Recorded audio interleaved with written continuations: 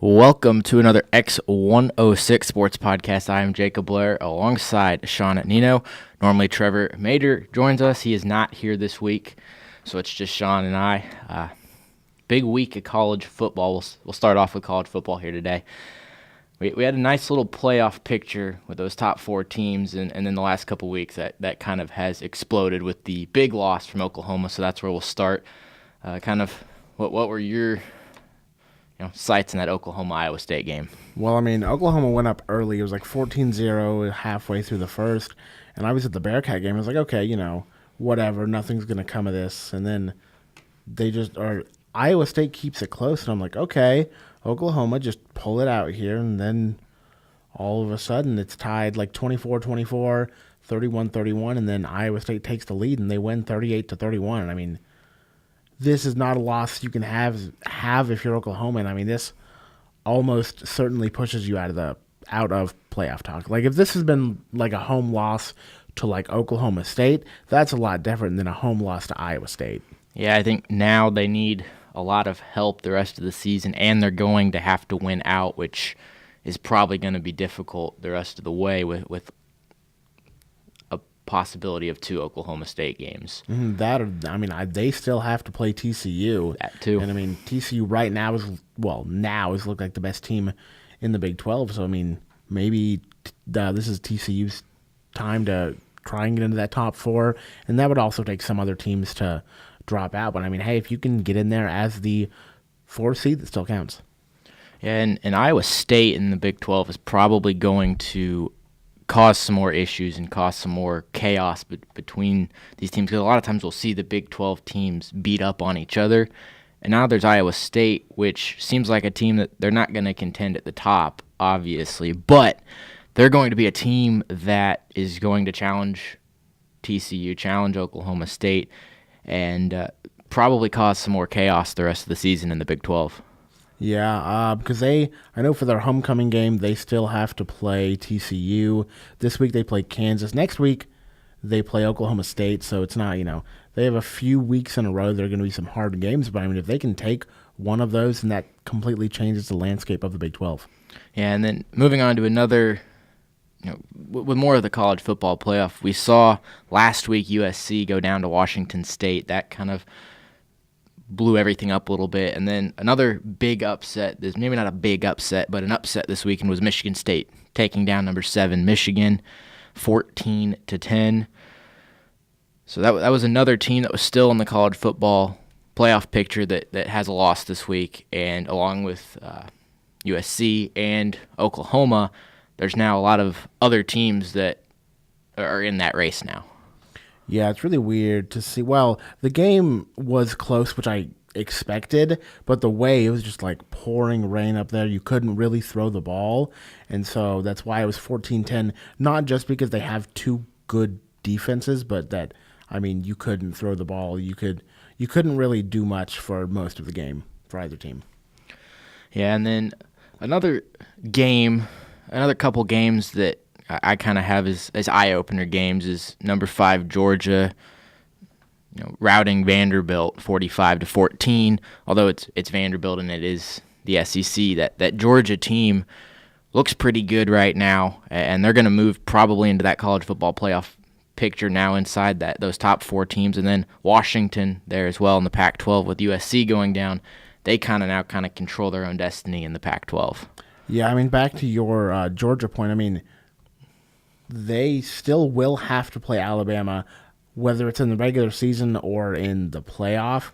And just looking down the schedule, they don't play Alabama. They still have to go to Auburn at the 11th of November, so that'll still be a hard game for them. So they could still lose, but I mean, this is pretty much Alabama's conference for now. So we'll see what can kind of happen. But I would be interested to see that if Georgia wins out, Alabama wins out. If like Georgia's like a 5, maybe a 4, and then if Alabama were to lose that game, would they drop Alabama to 5 and kick them out of the playoff? Because I mean, it's Alabama; they've just been there, so it'd be interesting to see what happens. I mean, could you put two SEC teams in there? I think people would be angry, but I mean, if it's Alabama, you're like, yeah, but it's Alabama. Like, how can you not put them in there? But at the same time, Georgia won the conference, so they clearly deserve it if they would have beaten Alabama. And if there's a conference that is going to get two teams in the college football playoff, it's probably going to be the SEC, especially with how things have worked out this season, and then just kind of even though the SEC has kind of dropped off the last couple years from being a complete conference powerhouse, they still kind of have that persona of being that conference powerhouse. The other team that now might be back in the college football playoff picture is Ohio State. I know that kind of sounds a little bit like we've kind of pushed them to the side, but now that Michigan's lost, they're right there, that second Big Ten team now, with Penn State obviously up there at number one in the Big Ten. If Ohio State, what happens in the Big Ten that puts Ohio State back in the playoff picture? Well, that I think Wisconsin actually has to lose because they still haven't lost. So right now they're technically number 2 in the Big Ten, just because of, if you don't lose a game, you're going to be ahead of everybody. I think they're going to win the other side that Ohio State and Penn State are not in, because that's a very loaded side of the conference. And I mean, who knows? Maybe Wisconsin can beat Penn State, and then everything just kind of goes out of control, because that's kind of what I like at some points, because I don't have a team that will be in the playoffs, so it's just more of games to watch. And so, maybe Wisconsin takes on Penn State, and even maybe Ohio State beats Penn State, gets the head-to-head, and then they have to battle Wisconsin, and then Wisconsin wins it, and then, hey, look, we're in the playoff. Yeah, the Big Ten is probably the most intriguing conference about halfway through the season. You still got 4 teams that are technically still in the picture. I know Michigan just lost. Ohio State's already lost, but Penn State and Wisconsin. And then Michigan State now, they're undefeated in the conference. So the Big Ten has a lot of schools still in the picture, and it's just, are they going to beat up on each other, or are one of them going to take control? And that probably would be Penn State if a school is going to take control, especially with Saquon Barkley on that team. The other game I kind of see that had a little bit of intrigue was Alabama and Texas A&M. Alabama has been rolling over everybody this year. This has kind of been the first game that we've seen Alabama struggle. Yeah, and I mean, I didn't get a chance to actually watch the game, but just on the scoreline, 27-19, this is not the normal Alabama game you were expecting. I mean, Texas A&M isn't bad. They just didn't have a great start to the season, and then, I mean, Jalen Hurts only had 123 yards through the air. They did have 232 rushing yards, which is kind of Alabama's thing. They're going to beat you with one or the other, and then sometimes it's both, and that's when you get the games that are 65-2. They just aren't close. You're like, oh, well, this game's over. And Texas A&M did put up a fight. I mean, they only had 71 yards rushing on 40 attempts, 1.8 yards a carry. That's not going to win you a game, but it did keep the game close. So we'll see.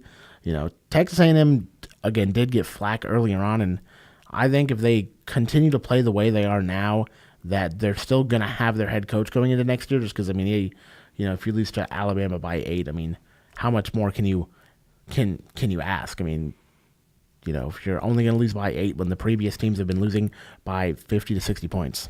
And Texas A&M, they did put up a fight. Alabama had a 24-3 lead early in the third quarter. It ends up being a 27-19 game. So that's kind of the bigger concern for Alabama, is they had Texas A&M around the throat, and then they didn't put them down. They let them come back into the game. And kind of the first maybe issue we've seen with Alabama this year, where maybe they are beatable, because up to this point, it's been Alabama that just seems to be about a tier above everyone else. Then there's Clemson in that second tier, and then everyone else is kind of that third tier. So right now, the way I see the playoff picture is Alabama's on top, Clemson second, and then those 3 and 4 spots are completely wide open now. And there's about 10, 11 teams. And one of those teams that I think is a sleeper is that Washington State team that upset USC last week. Yeah, I mean, that was a good game to watch, a lot of points. And I mean, Washington State, the one thing about this is that they will have to play Washington. Both teams are undefeated, and that's the final game of the year. Well, the final regular season game of the year, and it's at Washington. And I mean, they still have to play Cal, Colorado, Stanford. They have to go to Utah. So while they did beat USC, I think there's going to be some other tests that they have to get past first before they even worry about the last game of the year against Washington. So if Washington State ends up losing one of those games, the one probably circled the most is having to go to Utah. Mm-hmm. But if they go into that Washington game at the end of the year with one loss, beat Washington, and then in the Pac-12 championship game, whoever they end up, if they can get there with that one loss. They probably play against USC until... If both of those... Because most likely now it's... Because Washington and Washington State will have to play each other. But if Washington State can get to that Pac-12 championship game with one loss, USC has one loss, do either of those two teams have a chance at the college football playoff, or would the Pac-12 be left out? I think it depends on how the other conferences play out. The Pac-12 kind of gets the short end of the stick when it comes to like the 3 and 4 spots, because one, they play at like 9, and so teams don't, or fans and people who actually vote, they don't get to see this team, when you would get to see Alabama, Clemson, and sometimes even USC, because they'll get the earlier time frame and like, okay, you can go play now, have fun going to sleep at like 12 o'clock.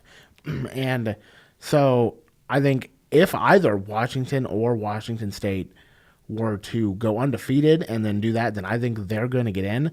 But if one of them loses to each other, and let's say hypothetically that Washington then loses to Washington State after Washington State takes a loss somewhere, I mean, that just kind of hurts the entire conference, and you might have at that point played yourself out of a playoff spot. Yeah, and this is the fun of the college football playoff, is we get to play hypotheticals, all the way through the season. And I think the SEC, there will be an SEC team in the college football playoff. Probably Alabama. It might be Georgia. Could be both. The ACC will have Clemson. Yeah, I don't think Clemson's going to be tested. I think the only game that they even are going to have that's hard is Florida State, and Florida State's not very good right now, so I can't even be like, oh, they're going to go do that, because, they've been hurt, and even in this past week against the Miami Hurricanes, that was a close game, and it was good for them to have a close game, but, you still lose, and, that doesn't really count for much. It's like, oh, hey, congratulations, you played a team close, but you still lost. Yeah, the only game that really Clemson might have an issue with is the NC State game they have later in the season. NC State did beat Louisville 39-25.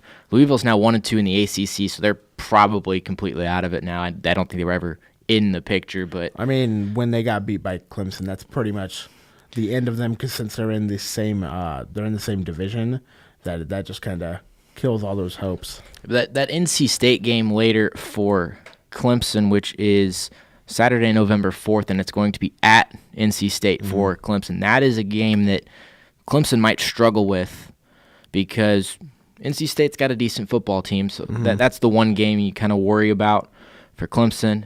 Then the Big Ten, I think Penn State controls their own destiny. And then the Pac-12 and the Big 12 are probably your two conferences that are going to battle for that 4th spot and might battle their way out of that 4th spot and allow a second Big Ten team or a second SEC team into that 4th spot. Now we'll go to some of this week's games. It'll go on from Friday to Saturday. Honestly, looking down the list, there's not a lot of marquee matchups. There is not a top 25 team playing another top 25 teams. There are a few interesting things that maybe could happen. You have Michigan playing Indiana, seeing how Michigan will bounce back. Texas Tech, ranked 24th, will go play West Virginia. And right now, West Virginia is a home 3.5-point favorite. Auburn has to go into Death Valley. Not that that's very scary place to play right now, but because LSU kind of got back on the tracks, see how they're able to handle Auburn, Georgia Tech, and Miami. Only because this is for the other side of the ACC, because pretty much the winner of this game will be able to play Clemson in the title, and then Oklahoma versus Texas. This is just a game rivalry, and so crazy things can happen. Yeah, I have my eye on that Oklahoma-Texas game. I know Texas isn't quite the team they used to be, the team everyone hopes they would be, but that's kind of an interesting game for Oklahoma. You just go lose to Iowa State. Are you going to respond and play like you should and beat Texas, or are you going to let Texas kind of take that loss of momentum that Oklahoma loses? And I think that game ends up being a pretty close game between the Sooners and the Longhorns. Yeah, that sounds about right. I mean, Texas is better than I think their first game indicated, and Oklahoma, I mean, it's really hard to tell where they go from here, because while they still have a chance to make the playoff, they are treading water and they are on their last few breaths of this season. And most of the top-ranked teams, it looks like they have pretty straightforward games. That doesn't mean they have games that, there's always the chance for the upset, but most everyone inside the top 10 in the national rankings have pretty straightforward matchups this week. The only one that might pose a little bit of concern is Iowa State at Nebraska, just because Nebraska seems every year to pull off one upset, and this might be the one for Nebraska. They're at home. Do you mean Ohio State, Nebraska? Iowa State? Did I say Iowa State? I meant Ohio State. That is my bad. Thank you for catching that. That would have been embarrassing. I was like, well, I mean, that's a matchup I haven't seen in a few years, but Ohio State, I think this isn't going to be a close game, but I've been wrong before. I mean, last year the game was 62-3, and so.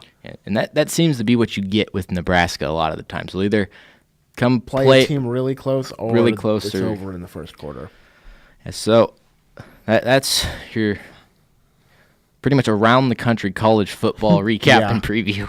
Now we'll move on to the professional side of football, and we'll start with Sunday night's matchup between the Kansas City Chiefs and the Houston Texans. A lot of yards, a lot of points, several what we call garbage touchdowns late in the game.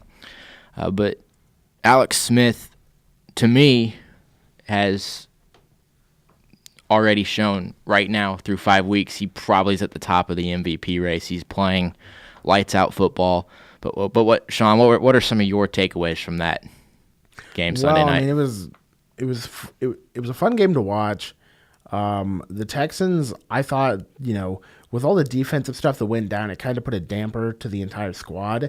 And until DeAndre Hopkins scored the touchdown with like 40 seconds left in the first half, I mean, they just looked like a dead team, that they didn't have any heart. But Deshaun Watson drove them down the field, and they were able to score at half. And so that, there's a thing that they were able to fight back. But, I mean, now is when it comes into play, like, how is that defense going to play? The Chiefs lost Travis Kelce for a few plays and then the entire second half. And so we'll see if he plays this week. I haven't seen the injury report for this week to see whether he will actually be playing or not. I mean, if he does, okay, but if he doesn't, then just try and get healthy for the rest of the year. Taking one loss and like having you out for the rest of the year would be way, way worse than taking a loss and, okay, well, he can't play, but at least we can have him for the rest of the year. And the Chiefs also lost Chris Conley with a ruptured Achilles as the 5th Chief to go down with that injury in the past 3 years. Yeah, that's a interesting stat for the Chiefs with those Achilles tears. It's not a good stat to have, but talking about Chris Conley, I think that's a bigger injury than what it might seem. I think he's been he's made some big third down plays, some big plays where he's just another offensive threat when everyone's keyed in on Kareem Hunt, Tyreek Hill, Travis Kelce. To have Chris Conley out there helps. So I think that's a bigger loss than a lot of people might think, even though the stats might not say it. But in Sunday night's game when J.J. Watt went down, when Whitney Merciless went down, I think that changed the whole complexion of the football game. I don't think it would have been quite the game it was with those two on the field.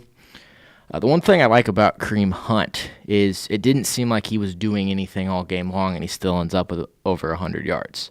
Yeah, and I think that just kind of has to do somewhat with the offensive line. They talked about it on the broadcast that this Texans defense that they actually had out there was probably better against defending the run than if they had Merciless and Watt out there. And so you kind of saw it. I mean, he had a few bigger runs, but, I mean, it was generally just stopped at the line and then maybe getting an extra yard or two. And one of the big questions I have is why do teams keep punting to Tyreek Hill? The Texans give Tyreek Hill one chance to return a punt. Well, I mean, teams are going to kick to him like, I don't think it's every time that he receives a punt he's going to return it back. It just seems like that throughout games, they'll try and kick it out of bounds, try and pin him, and then there'll be one punt that's in the middle of the field, and you're like, why would you, you can punt to him, just don't punt it directly at him, that type of stuff, because if you're going to do that, then you're just, you are just setting yourself up for failure. Yeah, when I saw Hill, catch the punt, and he made his first move, made the first defender miss, I knew he was gone. Once he got around the corner, I was like, oh, he's definitely gone. I didn't even know what he had for another 70 yards about, but I was like, yeah, he's... Yeah, but that punt return probably sealed the game for the Chiefs. The Chiefs did give up 2 touchdowns, I think, within the last 5 minutes of the game. It kind of just seemed like Deshaun Watson was throwing Hail Marys at the end of the game, and they were working, which is, it feels like a little bit of a concern moving forward. Were any holes? I know that we've got some secondary holes. We've lost Eric Berry. We're still trying to figure. It kind of seems like we're still trying to figure out what to do without Eric Berry. But in those last 5 minutes, were any holes shown in this Chiefs defense? Not that weren't already known. Teams are going to throw at Terrence Mitchell. Marcus Peters is going to give up the occasional long pass type of stuff. But other than that, things that I've known as a Chiefs fan for a while, the Chiefs are not very good at stopping the run, but they are good at stopping teams usually. I know it was the first quarter, I think it was the Texans' first drive. They got to, I think, at the 30-yard line, then they had a holding penalty, and they just kind of pushed them out, and then the Chiefs stood there, and then they had to punt. And see, the Chiefs are going to give up big plays. I think it was the Will Fuller touchdown, the one over Mitchell. He still had good coverage. Will Fuller's just fast. There aren't a lot of things you can do against speed, and if the defensive line actually gets to Deshaun Watson, then that's not a play, and then you're just talking about a sack and not the touchdown. Yeah, but the Chiefs did end up getting a 42-34 victory. Lots of points in this game. That moves the Chiefs to 5-0, still the only undefeated team in the league. Next week, the Chiefs have the Pittsburgh Steelers. The Steelers this week lose 30-9 to the Jacksonville Jaguars. To me, this is a little worrisome for next week, is watching the Steelers play so poorly against the Jaguars. And for some reason, the Chiefs don't like to play well against the Steelers anyways. No, but the past two, this time and last season during the regular season, the Steelers came off a bad loss against the Eagles, and that game was over at the end of the first quarter. Then in the playoffs, the Chiefs score 2 touchdowns but allow 6 field goals, lose the game. It's just the Steelers always find ways whenever they play the Chiefs to have a bad week before and then just smash them the next week. So I'm very hesitant going into this game. I'm going to pick the Steelers because I know what they can do, and they have the pieces to be able to pick apart the Chiefs. It's just, can they actually bring it together? And then their defense, I think, we'll see how they are. It hasn't been as great as they have been in years past, but we can only tell on Sunday. Yeah, but Jacksonville's defense looks very, very good this year. To me, they look like one of the top 5 defenses in the NFL, and right now looks to me as though Jacksonville is going to contend for this division and will probably they're going to contend. And to me, I think Jacksonville's going to end up winning this division with what we're seeing right now. Blake Bortles, I think, was 9 for 14 with 95 yards. Did throw an interception. It's Blake Bortles. He's going to do that. Mm-hmm. But when you can have a team where you can get away with only throwing 14 passes the entire game and win 30-9, that's a little bit of a scarier team than it should be. Yeah, I mean, I think I joked at the beginning of the year that if they don't have to let him do anything, that they can win games.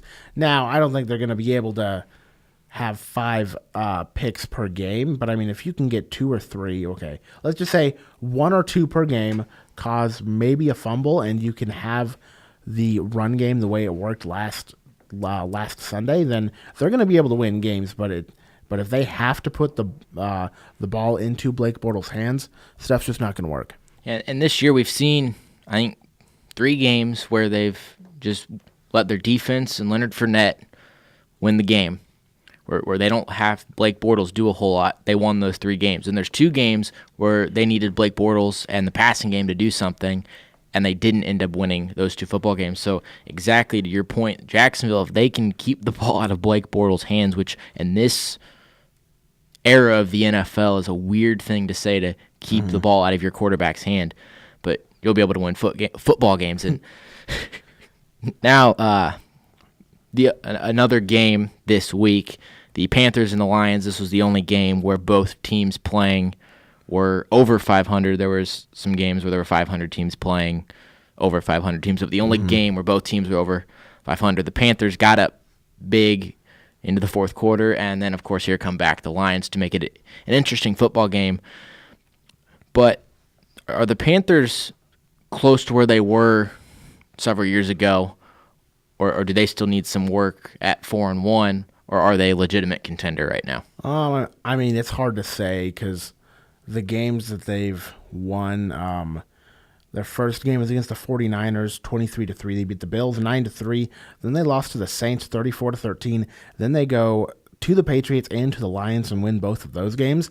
So I'm not entirely sure how good they can be. I think we've seen the highs and lows of this team because while they can score points and their defense is good, I think it's going to rely on the back of Cam to be able to throw them basically to win, because they're always going to be able to run the ball, but if they have to make plays, can they make plays? And this team, they might be built to play from ahead and not from behind, because I don't think Cam will be able to sling the ball down the field. If you have to go get drive down the field and you can only throw the ball, well, they may not be able to do that. But if you can put some pass run plays in there, if Cam can even use his feet, then maybe they can become a real team and go back to what they were a few years ago. And I think the breakout of not maybe a full breakout, but Devin Funchess becoming a primary target for Cam has really helped this team this year. He doesn't have to entirely rely on Greg Olsen and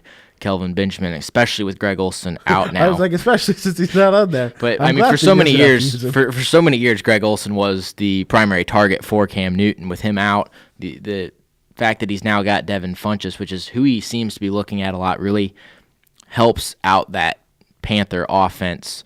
And they played. I was able to actually watch the entirety of the Panthers-Lions game, and it just seemed like both teams are very solid teams this year, and both teams are going to contest for a playoff spot. The Panthers obviously are going to have to go and fight out the division with the Falcons, and the Lions are going to have to fight it out with the Packers. Mm-hmm. And speaking of the Packers, the next game... I thought you were going to do that. The next game we will look at is the Packers and the Cowboys. The Packers at some points look like they don't have an offensive line and then end up scoring a lot of points. That's because of the man sitting at quarterback. I mean, Aaron Rodgers is possibly the best quarterback that we've seen from, I'll say, 2010 on, like in this sort of time, even though, he started a few games before that. I think he first started in 2008. But, I mean, he's just been good with what he's had.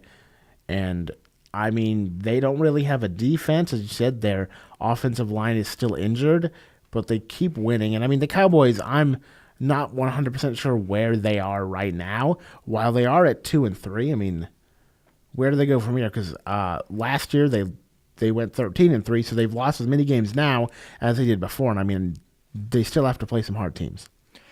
Yeah, and this game was close the entire time. It was really a really good football game to watch. It was probably one of the more entertaining games of the weekend. But really, to me, it just boils down to, like you said, Aaron Rodgers. It is hard to beat Aaron Rodgers when he is playing well. And I think having Devontae Adams back after about getting his head took off 10 days ago, that was, one, surprising that he was able to return that quickly, but two, having that option. And then the arrival of Aaron Jones, the Packers rookie running back. He was able to give the Packers a running attack they really haven't had in a long time, with Ty Montgomery out with that rib injury he sustained last week. But he was able to come into the game, and he had 19 carries, 125 yards, and 1 touchdown, and really allowed Green Bay to have that balance between the run game and the pass game. Yeah, I mean, that's been a thing that they haven't had for 4 or 5 years, if I'm not mistaken. I mean, they just haven't been able to run the ball, and it's just been, well, we have to throw the ball, and Aaron's going to do something. Hopefully it works again, because, I mean, it has before, but, I mean, you can't just rely on it, and they have, and it's worked, but, I mean, they're going against the way that you should be able to win in the National Football League. And then we've talked about some of the better teams. Now, one of the real surprising bad teams this year, the Giants. It keeps getting worse for them. I mean, they're down 3 wide receivers the entire year. It was announced earlier today that Brandon Marshall out for the year. Announced yesterday, Odell Beckham out for the year. And I can't remember the other guy. Not Demetrius Harris. That's the Chiefs tight end. But he was also out for the entire year. Oh, I'm going to have to not lie to people who are tuned into this podcast. My goodness. It's their fourth string. Because I don't think it was Sterling Shepard. Nope, it wasn't him. But Sterling Shepard did get hurt on Sunday as well. So they lost Odell Beckham. They lost let's see, Brandon Marshall. They lost Sterling Shepard. Dwayne Harris. I'm trying to remember names. And he's also done for the year. I mean, I don't know who they're going to throw to, because it's not going to be anybody who's great.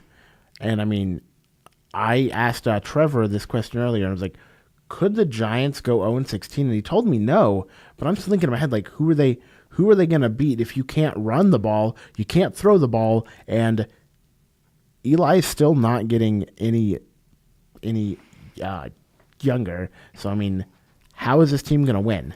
Well, and they were at the end of that game, and you looked out onto the field, and you had Eli Manning at quarterback, and then you looked out wide, and it looked like they had their third-string tight end playing wide receiver at the end of that football game. And, I mean, at that point, you kind of have to, because you have to put someone out there.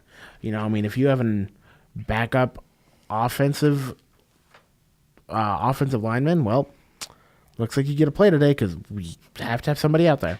Yeah, but I don't see who they're going to be able to go pick up to replace these guys that are going to really give Eli Manning any sort of threat in the passing game. I know on Twitter it was like T.O. and Chad Johnson were like, hey, we can go suit up. It's like, well, I mean, if you have to go do that, then might as well, so you can put somebody out there. And then the last game from this week I think we'll talk about is the Bears and the Vikings. Mitch Trubisky makes his debut in the NFL, ends up throwing for an interesting touchdown and makes that game close. But what were your takeaways from his debut? From his debut, I think he has a long way to go. Was watching it last night. It was a horrible first half. It was not a very good first half of football. And the first touchdown the Bears actually got yesterday was not with Mitchell Trubisky, but instead with Pat O'Donnell. Their punter. Was his first career pass attempt on a fake punt. I mean, 38 yards and a touchdown. I mean, there's not, I mean, it didn't help that the Vikings put out Bradford, and he apparently got hurt again. And, I mean, he just didn't look right. He took 4 sacks for 35 yards, pretty much within the first quarter and a half. Trubisky was only sacked once, so that's good to see. He had the pick late, I know, or the fumble, was it? I trying to remember. I think it was the fumble early in like the third quarter, and then the interception to actually seal the game at the end. Yeah, and that one touchdown he did throw was kind of a lucky touchdown. He threw it across his body, across the field, and ended up getting tipped, falling into his receiver's hands. But that even that throw is a little bit of a concern because that's kind of the one throw you don't want to make is across your body, back across the field.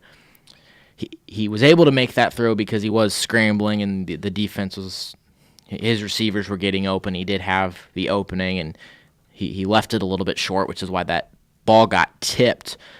But I still think he's a better option than Glennon in Chicago and build him up because although it wasn't impressive, I think there is something to work on with Trubisky in Chicago. Mm-hmm. And now we'll move on to some of this week's games. We already talked about Kansas City and Pittsburgh. Thursday night is a big one with Carolina Panthers and Philadelphia Eagles. Both teams are 4-1. This one is going to be a good one. Yeah, I mean, right now the Eagles look to be the second best team in all of the league. The Panthers, like I said earlier, I'm not quite sure where to put them because, yes, if you do win games, that's good. But I haven't, it just hasn't been all there for the Panthers. But the Eagles, I mean, they've been really good on offense, really good on defense, and that's what you need to see. And again, for the Panthers, I think just Cam has to show up. And if as a team they're able to run and play from ahead, then they'll be able to win and kind of have a much better year than last year. And one of the other interesting matchups, and this is kind of just because of their records, are the Patriots and the Jets. 5 weeks into the season, I don't think anyone thought these two teams would be coming in to play for the division lead. Well, 5 weeks into the season, they're both 3-2. I know the Jets haven't played anybody, but just the fact that the Jets have won 3 games with very little talent on that roster is they're overachieving so far this season. I think the bigger story is the Patriots are 2-0 away, and the Jets are 2-0 at home. One of those has to come to an end, or we can have a tie. And, I mean, ties are just always interesting to see, but I don't think we're going to have that. I mean, I think there's going to be a lot of points in this game. I think the Jets' offense does weird things, and they find ways to score, and they are going up against the Patriots' defense. Even though the Patriots' defense did only allow 14 points last week, we'll see if that is what they've become or if they still are the team that was the second worst defense in the league going into last week.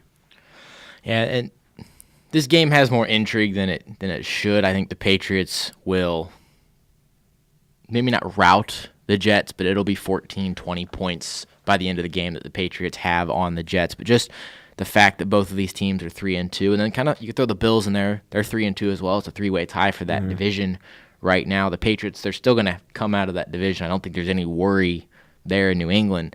But just 5 weeks into the season, it's a little bit odd to see the Patriots not taking control of that division yet. And then in the Chiefs division, the AFC West, the Raiders and the Chargers will have a division battle this week at 3:25. The Raiders are at home, and I think the Raiders are trying to get Derek Carr back for this game because without him, and we saw it last year, this is not a very good Oakland Raider team without him. With Derek Carr, it's a whole different team, and they can make a run at the division.